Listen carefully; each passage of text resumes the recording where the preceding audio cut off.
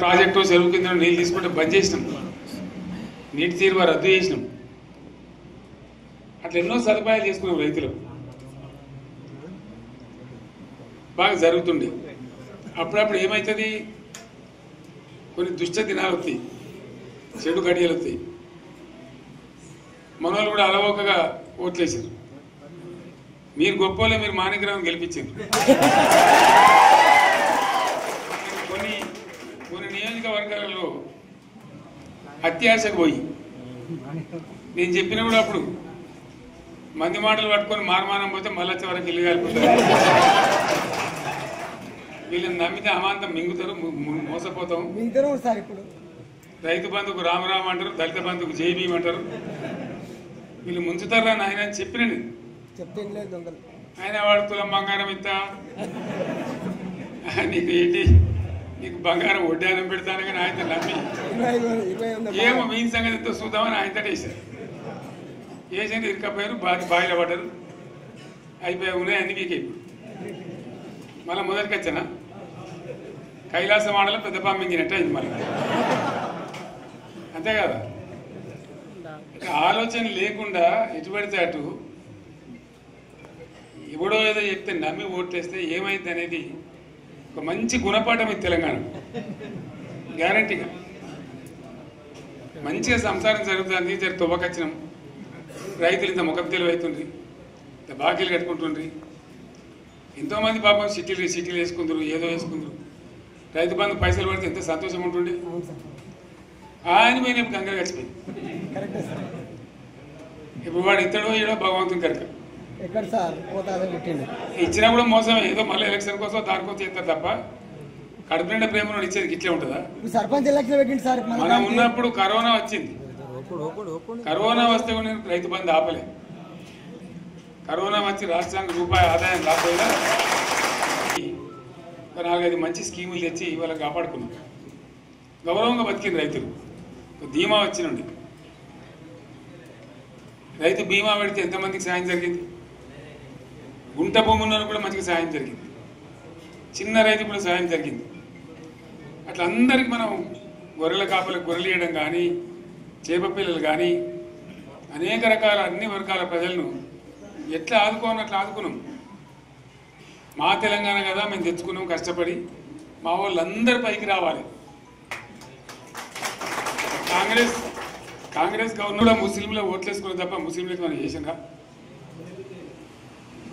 ఇమాం మౌజాన్లకు మన జీతం ఇచ్చిందా? మనం వచ్చినాకనే ఫస్ట్ టైం వాళ్ళని గుర్తించి వాళ్ళని గౌరవించుకున్నాం. ముస్లిం మైనార్టీ పిల్లలకు, మన గిరిజన పిల్లలకు, మన ఎస్సీ పిల్లలకు, మన బీసీ పిల్లలకు ఎంత మంచి రెసిడెన్షియల్ స్కూల్ పెట్టుకున్నాం.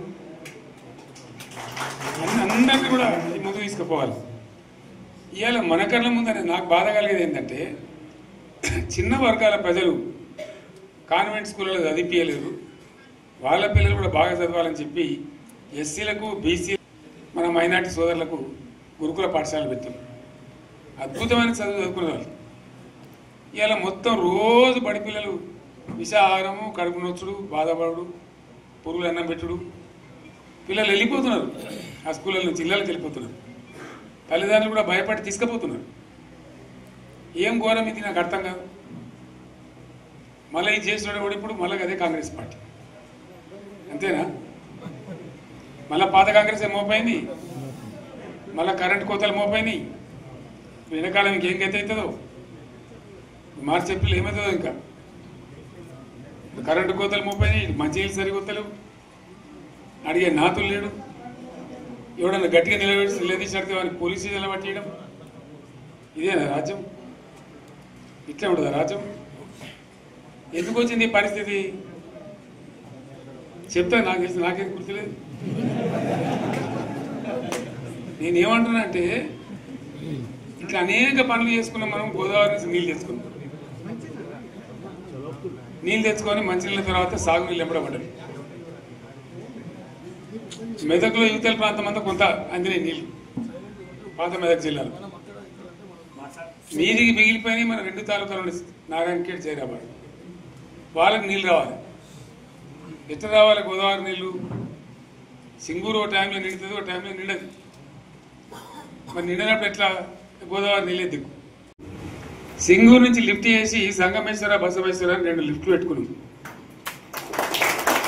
2 తాలూకాలకు రెండింటికి కూడా లక్ష ఎకరాల పైచీలకు వచ్చేట్టు ఎకరాల నీళ్ళ చెట్టు పెట్టుకున్నాం. మళ్ళీ మన నుంచే కావాలి, మళ్ళీ ఇది లైన్లోకి రావాలి. అందరు మంచి గుణాలు ఎదిగిన మనకు మన పార్టీకి కులం లేదు, మతం లేదు, జాతి లేదు. తెలంగాణలో ఉన్న ప్రతి బిడ్డ మనోడే. వాళ్ళు ఏ మతం ఉన్నారు, ఏ కులం ఉన్నారు మనకు అవసరం లేదు. ఈ తెలంగాణ బార్డర్ గీత లోపలిన బిడ్డలు అందరు మనోళ్ళే, అందరు బాగుపడాల్సిందే. ప్రతి ఒక్కరికి న్యాయం జరగాల్సిందే. ఆ న్యాయం జరిగి ఆ ఫలితాలు తెలంగాణకు వచ్చేదాకా ఇంకెవ్వడు కొట్టాడు, ఎవరితో కాదు. అది అవతార పంచాంగం. మళ్ళా మనమే కొట్టాడాల. అంతేనా? పక్క మాటేనా ఇది? కొట్లాడదాం కదా. ప్రాణం పోయినా సరే తెలంగాణకు రక్షకులు మనమే. తెగించి కొట్లాడాల్సిందే. తెలంగాణ హక్కులను కొట్లాడాల్సిందే. మనమే కొట్లాడి తీరాల్సిందే అనే రెండవ మాట లేదు. కాబట్టి దయచేసి అవసరమైన సందర్భంలో మీ జిల్లా నాయకులు పిలిపిస్తారు, రాష్ట్రం నుంచి నేను కూడా పిలిపిస్తాను. మీరు సిద్ధపడి ప్రత్యక్ష ప్రజా పోరాటాలు లేవదీసైనా సరే మన ప్రాజెక్టులు సాధించుకోవాలి, మన నీళ్లు సాధించుకోవాలి, మన ప్రజలకు అన్యాయం జరుగుతుంటే ఎదురు తిరగాలి, కొట్లాడాలి. తప్పకుండా ప్రజలకు న్యాయం చేసేదాకా మనం ముందు పోతూనే ఉండాలి. తెలంగాణ కోసమే బయలుదేరిన జెండా గులాబీ జెండా. తెలంగాణను సాధించింది గులాబీ జెండా. తెలంగాణను మంచిగా చేసి లైన్లో పెట్టింది గులాబీ జెండా. భారతదేశంలో నంబర్ 1 అనేక విషయాల్లో చేసి సాధించి చూపెట్టింది గులాబీ జెండా. సరే, నేను గంభీరంగా మౌనంగా చూస్తున్నా.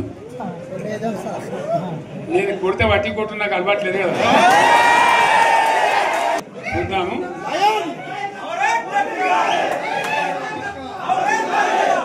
రోజులు కానీ అన్నట్టుగా నేను చూస్తా ఉన్నా. కానీ మనోళ్ళందరూ కూడా ప్రతిపాదిస్తున్నారు ఏంటంటే, 1 సంవత్సరం జరిగిపోయింది. సంగమేశ్వర ఆన్నే పన్నది, బసవేశ్వర ఆన్నే పన్నది, పాలమూరు ఉత్పత్తుల పథకం ఆన్నే పన్నది, కాళేశ్వరం అట్లా ఎండబెడుతున్నారు. ఇవన్నీ అన్యాయాలనే. కాబట్టి ఫిబ్రవరి నెలాఖరులో ఒక పెద్ద బహిరంగ సభ పెట్టాలి, మీరు కథ చూడాలి అనేది జరుగుతూ ఉంది. కాబట్టి మీరు కూడా పెద్ద ఎత్తున దయచేసి ఆ సభకు కదిలి రావాలి. కథ దూరమే ఉండదు. ఆ రకంగా తెలంగాణ శక్తి ఏందో మరొకసారి చూపించి వీళ్ళ మెడలు వంచి ఇప్పుడు సాధించాలి. భవిష్యత్తు కోసం కూడా కొట్టాడకు మనం సిద్ధంగా ఉండాలని తెలియజేసుకుంటూ, పరమేశ్వర్ గారికి అంతటి లోకమంత్రం ఇది. ₹1 కోటి భూమి ఇప్పుడు 50 లక్షల కట్టలేదు.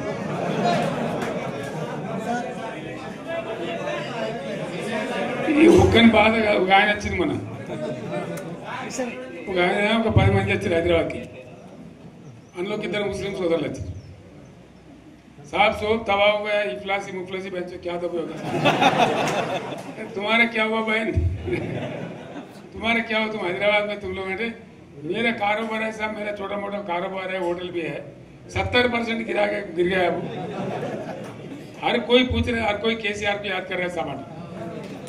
వాళ్ళు మాట్లాడుతున్నారు. ఎక్కడ ప్రతి ఒక్కరు భూముల ధరలు పోయినాయి, మన్ను పోయినాయి, మసాలా అన్ని పోయినాయి. ఎంత మంచిగా 4 ఎకరాల రైతు నేను 4 కోట్ల ఆసామని అనుకుంటుండే. అంత ధీమా ఉంది.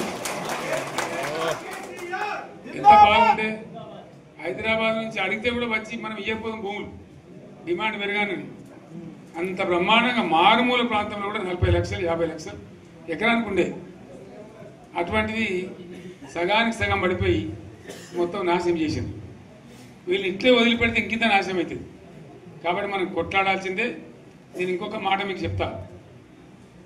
ఎలక్షన్లలో నేను మస్తుగా చూసిన 50 ఏళ్లలో పార్టీలు గెలితే ఓడతాయి. ఇంత మాయలు ఏడాది లోపలనే కాంగ్రెస్ పార్టీ దొరికితే కొడతాం రాని అంత గొప్పగా. ఒక్కటే ఏడాది. ఇంకా వాళ్ళ బొంద తెలివికి నిన్న వారి పార్టీడే మంది పెట్టలు అదేందో పోలింగ్ పెట్టిన వాడు చూసారా మీరు? ఆ పోలింగ్ పెడితే 70% మనకు వచ్చింది, 30% మనకి. వాడు పెట్టింది మనం పెట్టింది కాదు. 75 ఇది పరిస్థితి. అదే నేను ఏమంటున్నా అంటే ఫామ్ హౌస్ అంటే ఏముంటుంది, వారి ఉంటుంది, మాకు ఉంటుంది, అల్లం ఉంటుంది. కాంగ్రెస్ వాళ్ళు అయితే మనిషి చేస్తే పారబడి తవ్వచ్చు కూడా సంగత. దీన్ని ఫామ్ హౌస్ అని మనం బదనాం చేసి అంతే కదా. నేను ఏమంటున్నా అంటే అన్ని మబ్బులు వీడిపోయినట్టు ప్రజలకు అన్నీ తెలిసిపోతున్నాయి. మంచి ఏంది, చెడ్డ ఏంది, ఏం జరిగింది అన్నీ ఇంకా ఘోరమైతుందని చెప్తున్నా. వీళ్ళ తెలివితక్కువతనానికి ఏమైంది, నిన్న మొన్న రిపోర్ట్ వచ్చింది. Comptroller and auditor general of India అని కాగ్ అంటారు దాన్ని. కాగ్ రిపోర్ట్ వచ్చింది. పోయిన సంవత్సరం మన గవర్నమెంట్లో వచ్చిన ఆదాయం కంటే 13,000 కోట్ల రూపాయల ఆదాయం తగ్గిపోయింది. ఇంకా మార్చి పోయే వరకల్లా ఇంకో 3-4 వేల కోట్లు అవుతుంది. అంటే 15,000 కోట్ల ఆదాయం పోతుంది. మన గవర్నమెంట్ ఉన్నప్పుడు ప్రతి ఏడాది 15,000 కోట్లు పెంచుకుంటూ పోయినండి, చెప్పేసుకుంటూ పోయింది. ఏడాది 10 నుంచి 15,000 కోట్ల ఆదాయం పెరిగేది మన టైంలో. అంత జాగ్రత్తగా మనం వ్యవహారం చేస్తాం.